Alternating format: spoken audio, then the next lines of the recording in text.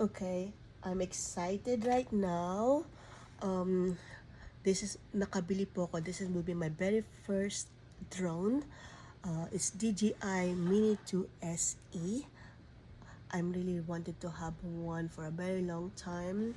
Pero dahil mahal pa siya dati, tapos malalaki pa siya dati, so ngayon, dahil meron ng maliliit na mga drones, so walang problema kapag dadalhin mo kung sa mga iba-ibang lugar.